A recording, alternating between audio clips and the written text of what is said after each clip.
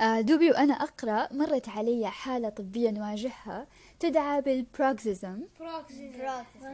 صح، هذه الحالة معناها التأثير العصبي السلبي على الأسنان. فكانت تقول الكاتبة: كلما ازداد إرهاقي ازداد اضطرابي الجسدي، يصك فكي بشدة حتى أنني كسرت ضرسي مرة بينما كنت أعمل. صح، في بعض الناس الحالة النفسية تؤثر على أسنانهم وتسبب عندنا تكسيرها أو احتكاك السطح الخارجي منها ونفق جزء منها، فتكون بهذا الشكل، بحيث أنه الشخص وهو نايم قاعد يضغط على الأسنان بقوة ما تستحملها، فتفقد فتفقد السطح الخارجي اللي هو المينا وتصير بهذا الشكل. شوفوا أقل نقصت. أتوقع هنا في صورة توضح.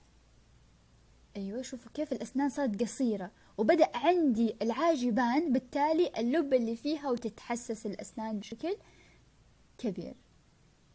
لما يبان عندي العاج يكون مكشوف للسطح الخارجي، بالتالي أي أكل أي هواء أي شيء سبب عندي حساسية راح يؤثر على عملية الإطباق، وبالتالي تتغير عندي المقاسات ويزيد الضغط على الفك ويصير عندنا آلام في الوجه بشكل عام.